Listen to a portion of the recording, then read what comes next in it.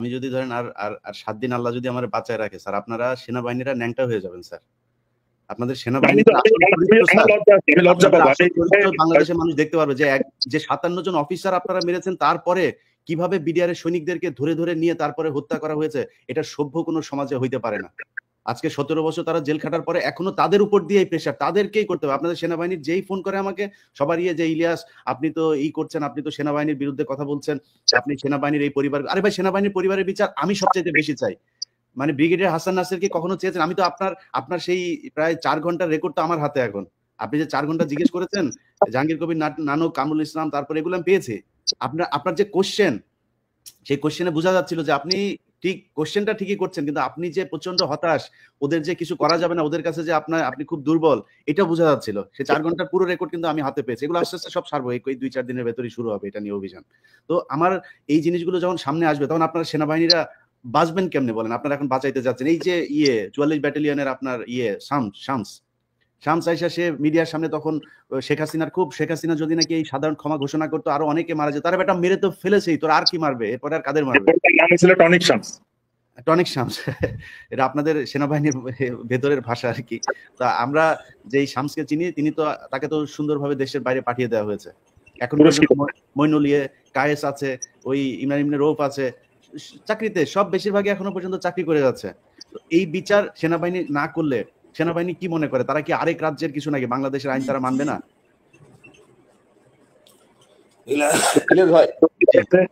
ভাই বলো স্যার, আপনি বলো স্যার, আমি বলবো না। আমি সত্যিকার অর্থে জনগণের যে কালচারটা আমাদের চেঞ্জ করতে হবে, যে জনগণের ট্যাক্সের টাকায় সশস্ত্র বাহিনীকে পালা হয়, গড়ে তোলা।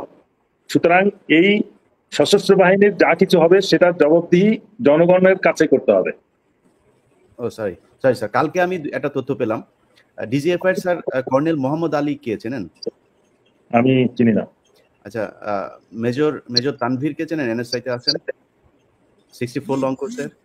না, হাসিন চিনতে পারে, অনেক জুনিয়র আমাদের। হ্যাঁ, আচ্ছা স্যার, এরা দুইজন এখন আলেমদের যে হচ্ছে, এই যে বিভিন্ন শেখ হাসিনার যে নাটক সাজিয়ে যেসব জঙ্গি মামলা টামলা দিয়ে গিয়েছে, উদিচি, ছায়ানট, এগুলো, এই মামলাগুলোকে তারা এখন বিশাল মামলা হিসাবে দেখানোর চেষ্টা করছে। এবং ওই মামলাতে যারা আটক তাদের আপনার বিচারক, এই যে সন্ত্রাস দমন ট্রাইব্যুনালের বর্তমান বিচারক আব্দুল হালিম, এই ব্যক্তি জামিন দিচ্ছে না।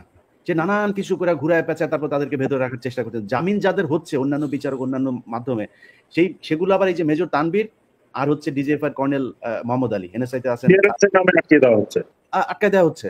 এই দুইজন, আমি নাম সহ বললাম, তাদের ফোন নাম্বারটাও চাইলে এখন দিয়ে দিতে পারি, কিন্তু এটা করা ঠিক হবে না। তো আমি আপনাদেরকে বলবো, এটা সেই বাংলাদেশ না যে সেনাবাহিনীর আগে যেরকম একদম হাসিনার সেনাপ্রধান থেকে সবার করবেন, কেউ কথা বলতে পারতো না, সেই জায়গায় সেনাবাহিনী না। এখন মানুষ কথা বলতে পারে, আপনারা কিন্তু বিপদে পড়বেন। যারা এখনো পর্যন্ত আলেমদেরকে, শেখ হাসিনার সময় ছাত্র দলের যেসব কর্মীরা শেখ হাসিনার বিরুদ্ধে পোস্ট করার কারণে জেলখানা আছে, তারা এখনো পর্যন্ত জেলে। টোটাল প্রায় ৫,০০০ এখনো মানুষ জেলে আছে। বিএনপি, জামায়াত এবং এই হেফাজত সহ সাধারণ মানুষ যারা কিনা শেখ হাসিনার বিরুদ্ধে পোস্ট করতো, কথা বলতো। তো তাদেরকে খুব দ্রুত ছাড়তে হবে। আমরা মার্চের ১০ তারিখ পর্যন্ত একটা আলটিমেটাম দিয়েছি, সেটা যদি না হয় তাহলে কিন্তু হুজুরদের দিয়ে কিন্তু মাঠে নামাই দেবো। তখন দেশের পরিস্থিতির দিকে আন্তর্জাতিক জঙ্গি নাটক, এটা কমিশন করতে হবে, সবাইকে ছাড়তে হবে।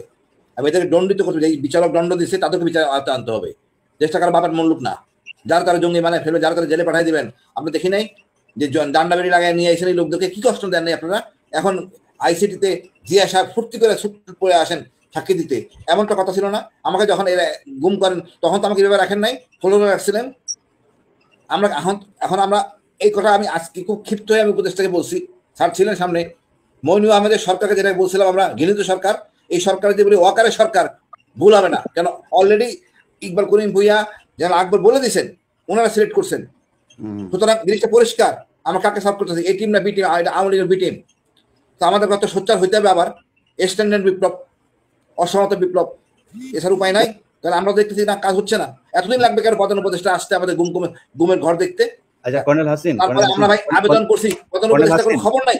কর্নেল হাসিন স্যার, আমি স্যার একটা কোশ্চেন করি। আজকে যেটা দেখলাম আমরা, এটা আপনি যখন ছিলেন, মানে এই জায়গাগুলো তো আপনার পরিচিত, এর কাঠামোগত কোনো পরিবর্তন হয়েছে?